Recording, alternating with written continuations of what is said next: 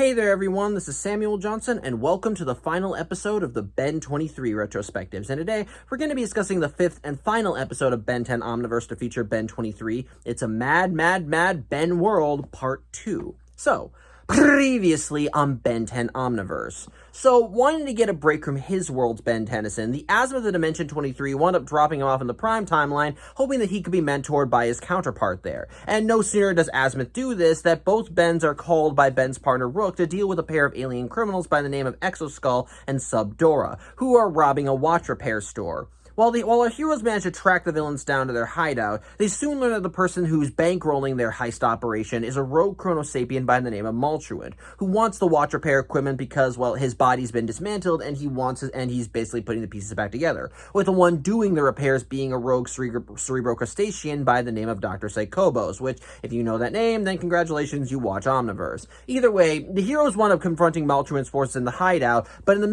while they're both fighting, a chronodial in Maltruid's chest is accidentally activated, and he ends up accidentally releasing an entire explosion of time energy which engulfs the area. In the end result, Maltruid and his forces, plus both Bens, are sent to an alternate timeline, namely the world of Mad Ben. Upon arriving, Maltruid and his forces end up allying with Mad Ben, and using Mad Ben's forces, they begin digging through the ground to try and find one final piece of Maltruid's body, namely a dial that goes on his head. And while Ben and Ben 23 are doing their best to try and stop Maltruid from getting this, their efforts end in failure as Mad Ben retrieves the piece and gives it back to Maltruid, completely restoring the Chronosapien's powers. As a result, he ends up attacking both Bens, and well, he basically renders them defenseless as he uses time powers to chrono-lock their omnitrices, pretty much making them useless. And as a result, he ends up leaving this reality, taking Exoskull and Subdora with him, not Dr. Psychobos, because at this point, Psychobos has outlived his usefulness. Regardless, the last episode ended with both Bens and Psychobos at the mercy of Mad Ben, who then went upchuck and attacked them, and, well, this episode kind of picks up from that, as Ben 23, and Psychobos end up waking up from the attack, and find they're all chained together, and basically being forced to work as part of Mad Ben's, well, slave labor, so to speak. And unfortunately, yeah, their watches are still frozen, so they can't really do anything to defend themselves. Of course, they're not happy with this, and unfortunately, while they are seeing a bunch of bad shit going on around them, specifically the fact that this world's Pac-Mar is exploiting the fact that everyone here is always fucking thirsty because they're working out in the hot sun all day and are not allowed breaks, well, they can't really do anything. Even Psychobos' electrical powers don't really work because whenever he tries to use them, it just feeds back onto the chains, which in turn shocks both Bens and then eventually comes back and hurts him. So, yeah, they're kind of stuck. However, Dr. Psychobos does think that they can find a way out, as well, he doesn't want to be in slave labor for the rest of his natural life, and he does tell both Bens that while their watches may be currently indisposed right now, if they managed to get free, he could fix them. But again, that requires them getting free first. And, well, they eventually do find an opportunity to do this during the day, as this world's Rook is chewing out the slaves, and Ben actually does go up to him, and he does kind of chastise him because, well, he knows Rook, and Rook's a good man, and so he's genuinely surprised to see Rook like this in this world, as he doesn't think that Rook would be happy with what his counterpart in this world is doing. Now, of course, Rook is trying to brush it off by saying that, well, he's obviously on the right side, he's on the winning side, so he doesn't want to listen. But while Ben is keeping this world's Rook occupied, Psychobos sneaks up behind him and steals his ring of keys. As such, that night, as the Bens and Psychobos are being led away, I'm sorry, I almost keep calling them the pair of Bens, so I don't know. Actually, it is pairs of Ben. Sorry, I'm getting sidetracked. Point is, as the Bens and Psychobos are leaving, then Ben basically makes a call to make a run for it, not subtly either. And using the ring of keys they took off of Rook, they end up stealing his truck and managing to make a getaway, with Rook reporting back to Mad Ben what happened, and Mad Ben obviously not being happy. However, as Mad Ben is chewing Rook out for letting the prisoners escape, Rook also begins wondering why they're still digging. Yeah, after Maltruid left, Mad Ben has had his slaves basically keep digging even though there's nothing left to dig. Well, Mad Ben doesn't really care. It's really not a matter of he has an end goal at this point. He just wants to be a dick for the sake of being a dick. And while Rook is still too afraid to stand up to Ben, he's beginning to realize that maybe Mad Ben's prime counterpart may have had a point about standing up to this guy. Regardless, going back to the Bens and Psychobos, they managed to find some cover in the shallow remains of a Mr. Smoothie cup, well, the sign cup, you know what I mean. And as such, while Ben 23 wants to get the hell out of this world as quickly as possible, Ben's not in as much of a hurry. Because the thing is, while this may not be their world, it's still a world. And there are people here who are suffering because of their counterpart on this world, and, well, as we see with Ben, he's a good kid, and regardless of which version of Earth he's on, he still wants to defend Earth, so he doesn't want to leave this place until they depose Mad Ben. Something that Ben 23 is still a little against because he wants to get back to modern technology. But at this point, Ben, his prime counterpart, is kind of keeping his hands tied. Regardless, Psychobos gets to work repairing their omnitrices using spare parts from Rook's truck, and as a result, he does seem to finally manage to get them working again, so to speak. Both Bens are a little dubious of this as well because, well, they don't know Psychobos and he's evil, but they do decide to test them out, with Prime Ben going to his Omnitrix, and for the most part, it does look like it's working again as he's able to access the control panels and begins dialing up an alien. As such, he dials up Humongosaur, and he managed to get the dial out and slaps it down, and there is a flash of light, but he's not the one that transforms, as instead, Ben 23 turns into Humongosaur. As such, after he breaks the chains on Prime Ben on Dr. Psychobos, with Psychobos making a run for it first chance he gets, Ben begins realizing that whatever Psychobos did, it wasn't exactly right. As he has Ben 23 transform him into an alien, he wanted Humongosaur, Ben 23 turn him into Gravitack, but the end result is still the same. While both Bens can access their Omnitrices again, unfortunately, they can't actually transform themselves. Basically, while they can dial up an alien, they basically will transform the other Ben instead of them. So, basically, in a very literal sense, they got their wires crossed. Regardless, Ben 23 wants to still leave, but again, his prime counterpart is telling them, we're not leaving until we free this place, and so Ben 23 reluctantly goes along with it. As a result, both Bens end up returning to the work site where Mad Ben Spores are, and while Rook initially plans to pretty much just fight them, well, it takes is a combination of Big Chill from Ben 23 and Eye Guy from Prime Ben to make short work of him, as Ben 23 freezes him, and Prime Ben just shoots at him with his eyes. Which, fun fact, apparently Eye Guy is the only alien that both Prime Ben and Ben 23 actually share a name with even Prime Ben admitting that Eye Guy probably was not one of his best choices. Regardless, they end up freezing Rook in place, and they decide they need to stop they decide that they need to help out Mad Ben's workforce. And how they do that is by providing them water. After all, Pac-Man has a silo right near the workplace, and basically he's just lording, like I said, he's lording the fact that he has water over these people and just reveling in their suffering. So how do they ruin Pac-Mar's business? Ben has Ben 23 turn him into blocks while he turns him into forearms, and they basically just pound a hole in the side of the silo and drain out all the water for the workforce to get good gulps of. But Pac-Mar's screaming in anger and pretty much running off to go get his world's Ben.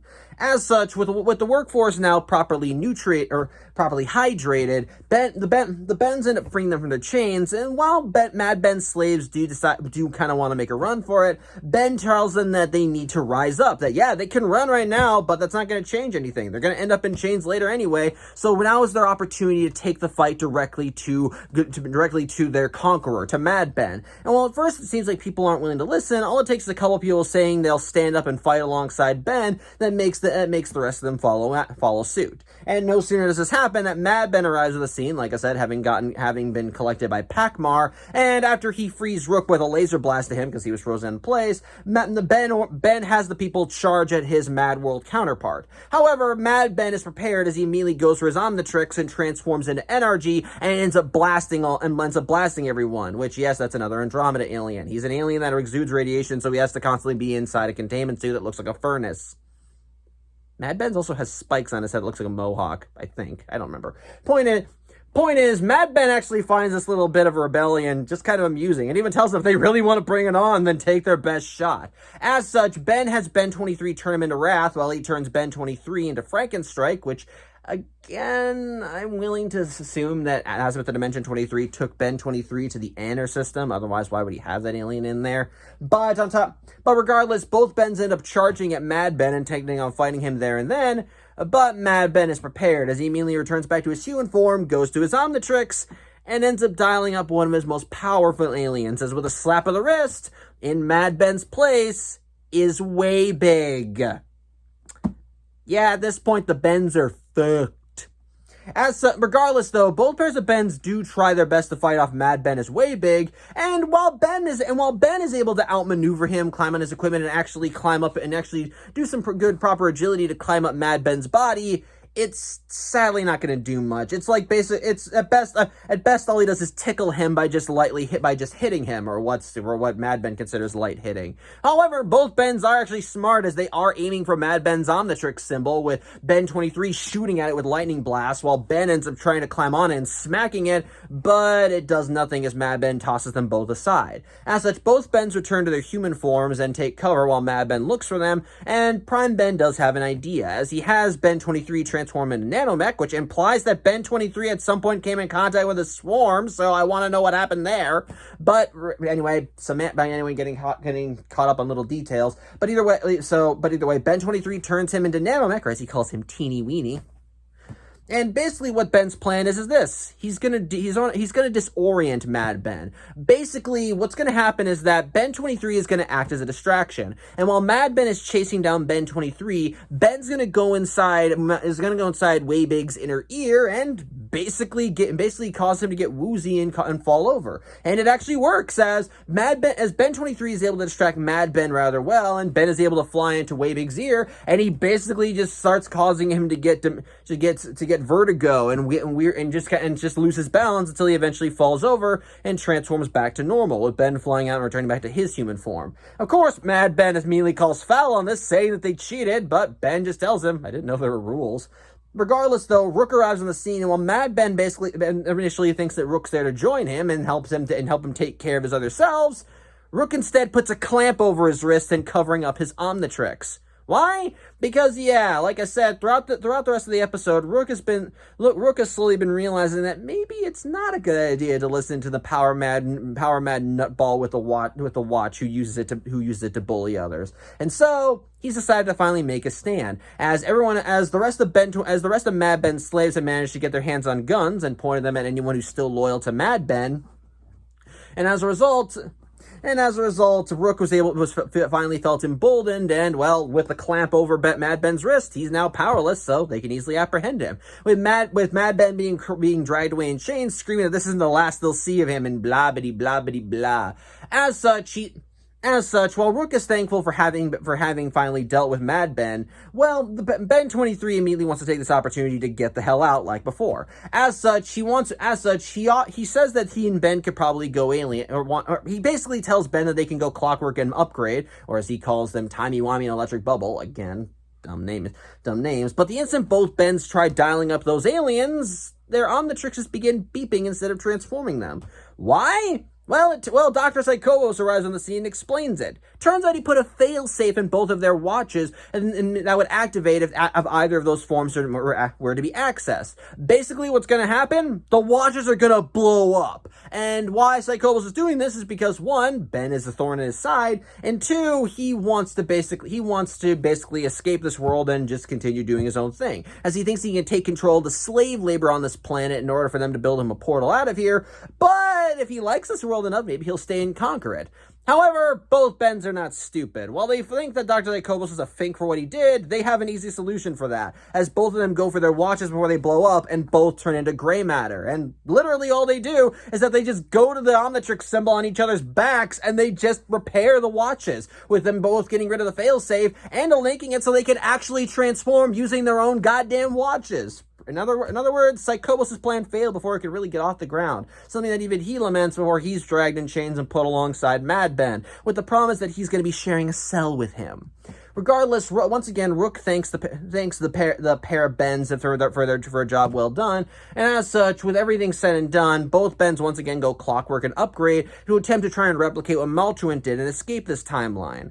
Unfortunately, though, it doesn't work, which I'm assuming is just kind of a matter of inexperience, or maybe Moltron's more powerful. I don't know. Point is, it doesn't work. But thankfully, they don't have to spend a lot of time worrying about that. As what should arrive on the scene? But Professor Hoaxstar's 23rd Mr. Smoothie store. As it turns out that after the incident at the warehouse, Rook actually went to Professor Hoaxstar and basically has been scouring the multiverse looking for both Bens.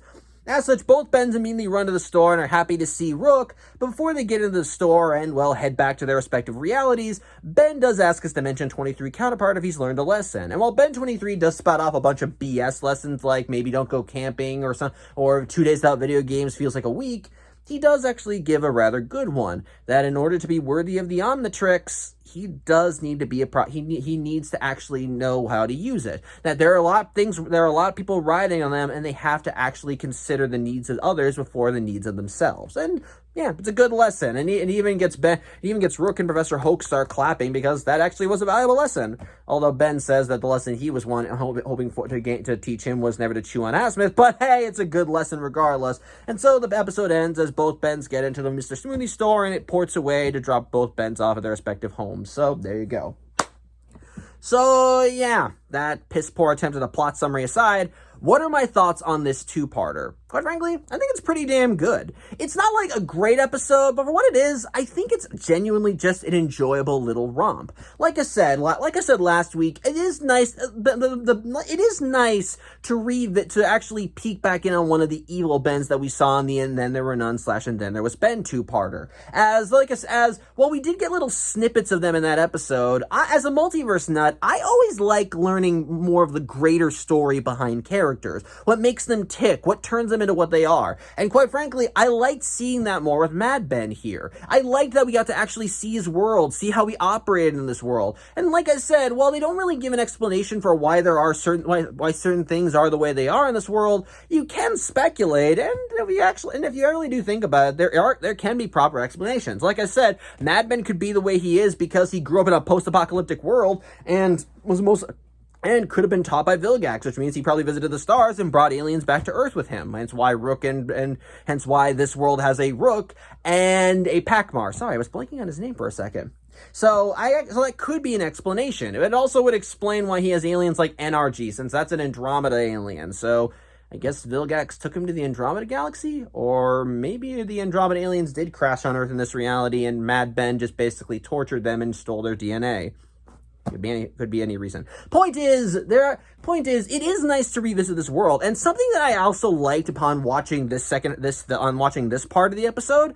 Well, we got to see more of Mad Ben's personality. Now, we already know what kind of a person Mad Ben is. He's a tyrannical, evil overlord. He basically makes his workforce work for the sake of work because he's an asshole. But honestly, when we actually see Mad Ben in action, I can see flashes of Ben in there. Just like last week, how I complimented Mad Ben on showcasing traits that you would typically associate with Ben Tennyson, such as his creativity and improv skills. When we actually see Mad Ben's personality, you can see flashes of Ben Tennyson in there. Now, it's not note to note the same, because Mad Ben is just an arrogant prick who likes to use his Omnitrix to bully people just for the sake of bullying people.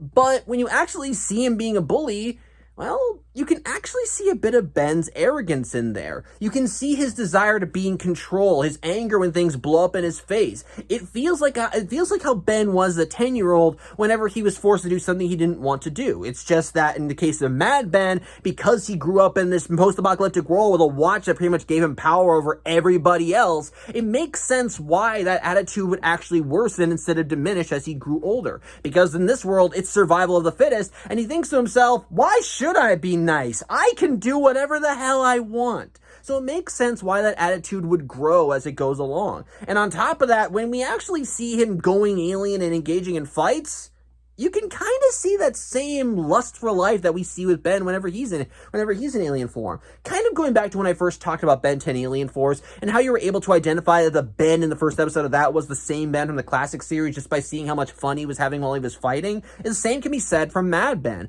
When Ben and Ben 23 managed to basically get his workers to rise up against him and form a rebellion, Ben 23's response isn't anger. It's more like, oh sweet, I can have fun now, as he goes to his Omnitrix and fights. Because in his case, this is just a fun time for him. He's gonna go alien and just unload on these guys because he just likes having fun with them. And in a way that kind of makes, and again, it makes sense, and it's another way to showcase that Mad Ben is Ben. Hell, when he is taken down thanks to Ben going nanomech and flying into his inner ear, his response isn't, how dare you? His response is, you cheated. Which, like, isn't that a total Ben response to have to getting his ass beat? I kind of like that. It's nice. I like it's just nice little things in there to help remind you that despite this psychotic, twisted weirdo being this tyrannical overlord, he is still a variant of Ben. And I like just those little reminders here and there to help showcase that. Again, there are still enough distinct differences that you can easily identify him as an evil Ben, but I do like when they put in the extra effort to convince you that this is an alternate version of the hero we all know. So, in that regard, positives. I do like that. Likewise, again, the interactions between Ben and Ben 23 are still a highlight. And the thing is, I like that we do again see more of Ben's positive traits as a character here. It makes sense why Ben wouldn't want to leave the Mad dimension right away because, well, it's a shit show. Go back to the Ben 10 Generator Rex crossover, in that crossover, we were shown more of Ben's, hold on a second, blanking on a word. Sorry, we saw more of Ben's altruistic attitude in that crossover when Alpha was attacking, as while this world may not have been his world, it was still a world in danger, and Ben wasn't going to turn his back on it, even if it meant being possibly trapped in another world. And the same is true even here. When Ben looks at the state of Mad Ben's universe, he doesn't think, oh, I gotta get out of here as quickly as possible. His first thought is, okay, this place is shit, how can we fix it? And again, that's consistent. I like that. And honestly, I feel like the fact that Ben is the one pushing for that is a good way to help give Ben 23 some much-needed character development. Because again, part of the reason why Ben 23 was sent to work under his prime counterpart was because he wasn't very good at the hero job and he wasn't fully comprehending what work needed to be put in order to be a hero. It's why he ate Dr. Vegetos's carrot monster while Asma was still inside. It's why he prioritized his schedule when the multiverse was in danger. It's why he wanted to fight all aliens thinking they were bad before his prime counterpart came along and told him, no, that's not always the case.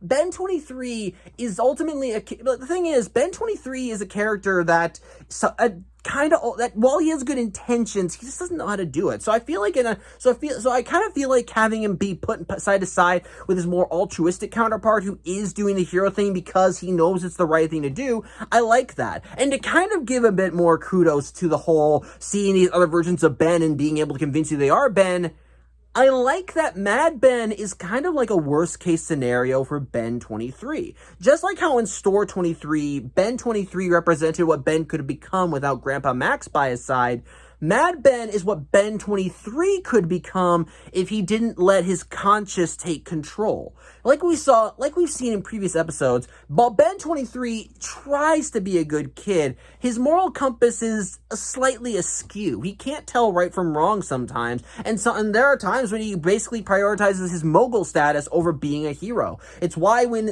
the Store 23 episode he was willing to just sit back and watch while bank robbers were just running amok. It's why he posited that maybe he couldn't help save the multiverse because he possibly had a full schedule. It's why he was more concerned with cameras being on him in the prime timeline rather than actually stopping the alien criminals who were getting away with the watch repair stuff. The point is, while Ben 23 does have a moral fiber, it's not a very strong one. Again, being tongue-tied, hold on a second. Again, sorry. So usually most episodes with Ben 23 are about him trying to get out of that mindset. And what better way to help him get out of that mindset than by showcasing his worst case scenario? If Ben 23 was a wake-up call for Ben to help him get out of his own head, then Mad Ben is that to Ben 23. Because Mad Ben is what Ben 23 could have become if he decided one day to just say fuck it to being a hero. Because the thing is, regardless of the universe, Ben Tennyson wields one of the most powerful devices in the cosmos. It allows him to access the DNA of over 1 million aliens and use them however he wants. And if he properly masters the device, he could be unstoppable. And the thing is, the only reason that Ben doesn't go full tyrant is because he's a good kid. He wants to help people. It's what he's always wanted to do since he was a kid. And the same can be said of Ben 23. It's why he tries to be a hero. Yeah, he doesn't always succeed. And like I said, he sometimes does make the wrong decisions. But at the end of the day, he does want to help people, even if he doesn't know how to do it. So to suddenly see this twisted variant of himself from a world where he just threw his hands in the air and said fuck helping people, I'm gonna do what I want, it could easily be a wake-up call for him. Because again, Mad Ben is a good example of the worst traits of Ben brought to life. He's arrogant, he's twisted, he's a child when he doesn't get his way, he throws his hands in the air, he revels in the suffering of others just because he thinks it's fun. That is what it's all twisted and insane, and basically you could argue that Ben 23 seeing the worst of what he could become could have easily helped him to realize that maybe wielding the Omnitrix is a bigger responsibility than even he realizes. Mind you, they don't go fully into it throughout the episode. I think the message would have probably hit a bit better if Ben 23 actually had moments where he saw what his mad counterpart was doing and then probably thought, whoa. Or even maybe had Mad Ben mirror some of his mannerisms in a way, and Ben 23 began to realize, oh, is that what I've been doing? I feel like that would have been better, but yet throughout the episode, we didn't really seem to see that with them. Don't get me wrong, we still get some really cool stuff with seeing both Bens working together to take on Mad Ben and free this world, but unfortunately, we don't really get much in the way of showcasing Ben 23's development beyond his final lesson beyond him basically speechifying the lesson he learned in the episode, namely, wield the Omnitrix proudly, or things are not going to go well for you, which, it's a good lesson. It's just that I feel like we could have had more built up to it. Sorry, I'm thirsty. It's really hot today. That's good stuff. So yeah, I do kind of consider that a flaw. As a lesson he learned at the end did feel a little out of nowhere, especially since throughout the episode he was constantly complaining. But with that said, I still think the episode is enjoyable. Like I said, it's still fun to see both Bens working off of each other in this setting, and I do like the twist with them having access to each other's Omnitrices. After all, because that basically does kind of tie them together and makes them rely on each other more. As now they have to rely on the other Ben to transform them and give them the right alien for the job, rather than being able to do it themselves. Hell, going back to when both Bens went back to the work site where Mad Ben's slave labor was when Ben turned his Dimension 23 counterpart into Big Chill, he then said, okay, turn me into Wrath, and since they don't share alien names, he instead turned him into Eye Guy and said, never heard of a Wrath, which actually resulted later on when both Bens were confronting their mad counterpart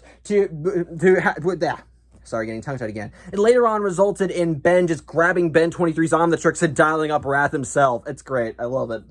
So I like that. It's still good interaction. Like I said, it is cool to see more of Mad Ben's world and Mad Ben himself, as you can see more and more that he is a variant of Ben, just the one without moral fiber. And likewise, seeing both Bens work together to try and take down Mad Ben's rule, it is genuinely cool. So, but the thing is though, if I can listen to any complaints to the episode, it's that the only real bit of continuity this has for the series is the stuff with Multruent. And while as an ongoing story arc, I feel like it's a good thing to introduce, as by leaving that plot thread unresolved, so to speak, it will make people want to come back to the series and see exactly what Multruent has planned. As after all, now that he's complete, he wants to restart the Time War because he's an asshole.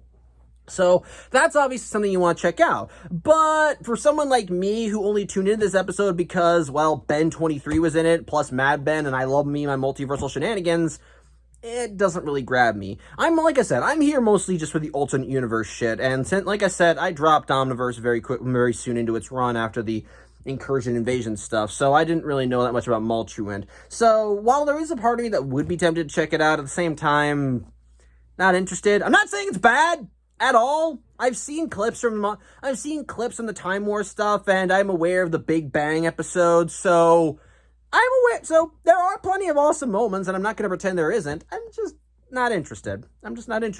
With that said, though, like I said, well, that plot thread is not resolved in the episode. The rest of it is still fine. Like I said, it's nice to see both Bens working off each other. It's cool seeing them fighting off against Mad Ben. It's cool seeing more Mad Ben in his environment. I like the ending where he gets basically deposed, and overall, I think the episode is just a fun little romp. Like I said, it's fun to see more multiversal shenanigans with the characters. It's nice seeing them working off of each other. It's nice seeing more Mad Ben in his world and eventually seeing him get taken down, plus seeing more how his world operates. So, when it comes down to it, I do think this is just a pretty damn good two-parter. It's a lot of fun. It's got a lot of fun. It's got a lot of good character stuff. It's nice to see everyone work off each other. The villains are a good time. It has enough tension to keep you invested. Overall, it is an enjoyable episode. So, yeah, I think that's really all I can say about it. It's just an enjoyable two-parter.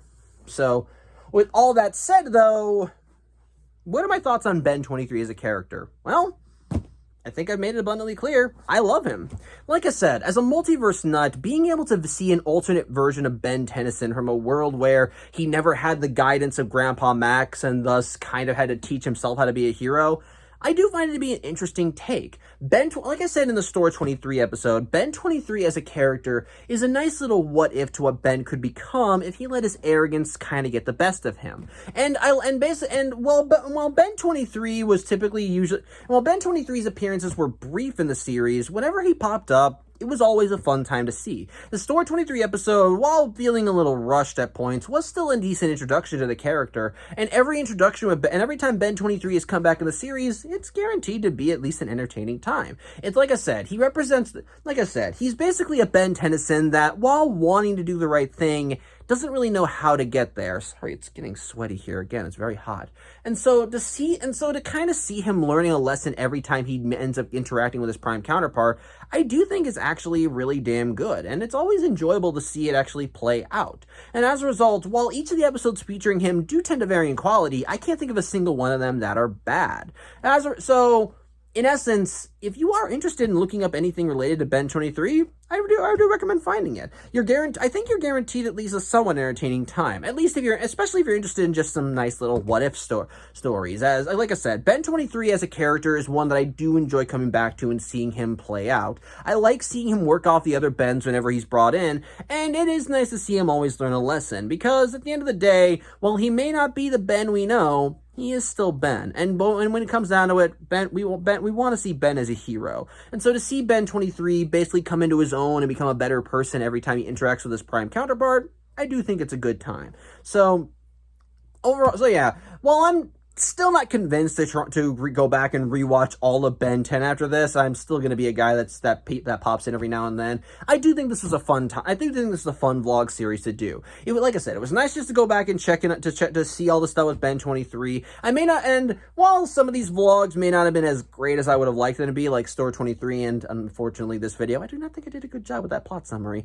At the end of the day, I do think that any episode of Ben 23 is, I think, worth checking out in Ben 10 Omniverse. While my opinions on the show are mixed, Ben 23 is definitely one of the better aspects of it. And if you want to look for any episodes that feature him, I think you'll have a good time. And hell, maybe if you enjoy them, maybe you'll want to check out more of Omniverse. Now, like I said, while I am mixed on the show, that doesn't mean that it's entirely bad. There's plenty of awesome stuff that Omniverse has. And quite frankly, if you only know of Omniverse through stuff with Ben 23, I do recommend looking for more stuff. Hell, hell, going back to my rant when I talked about Albedo, when I did my vlog on the And Then There Were None episode, that was another one of the arcs that I genuinely enjoyed. I liked seeing Albedo be brought back into Omniverse, despite the fact they started pronouncing his name as Albedo, but that's neither here nor there. Point is, while Omniverse may be one of those shows that I'm up in the air on, even I can't deny that when it's good, it's very good, and it's always fun to see them get it right and actually tell a story that's definitely compelling and actually speaks to the little kid in me that likes seeing aliens duking it out with one another. So yeah, while this hasn't been as eloquent of a finale as I would have liked it to be. Again, it's freaking hot, so I apologize. It is still, like I said, I do recommend checking these episodes out if you haven't. And if you liked these vlogs along the way, well, I'm glad. As long as if I was able to provide even a modicum of entertainment for you, to find a way to distract you from something, or even just to put me on while you're doing something else, I'm glad. Again, these videos may not be great, some of them maybe even suck, but I'm glad that you let me be a part of your life for even just a little bit, and I'm always going to be thankful for that. But yeah, next week we're going to be starting a new vlog series. This is the one that I'm going to be planning for a while, and guess what? We're going to be talking about an anime. Sort of. We're not going to be looking at an anime series per se, but we are going to be looking at certain entries into the anime series, and well, while they may not follow this anime as closely as other people do, I definitely am happy to look at what we're going to be doing. So, if you're curious about what it is, hope you check in next week to see it. So, guys, after all, we're going to have to do a prologue video, so there you go. But regardless, if you enjoyed these videos in any way, even if it's just as something to put on in the background while you're doing something else, thank you. I'm always thankful to be a part of your lives, even though I'm just a random nerd somewhere who's just talking his ass off and hoping someone listens. It still makes my day regardless, and well, I hope that I made your day as well. So yeah, that's really all I have to say. I thank you for watching. I'm Samuel Johnson. If you want to follow me on social media, my Twitter is @MaskOfFate. I'm on Blue Sky, also Mask of Fate. I have a Tumblr, also Mask of Fate. I have an Instagram, Mr. Multiversity2. So if you want to follow me on any of those, you can. I can't provide quality entertainment, but hey, it's something. But regardless, thank you for watching. And well, if you're interested in my next vlog series, I hope to see you next week. Take care.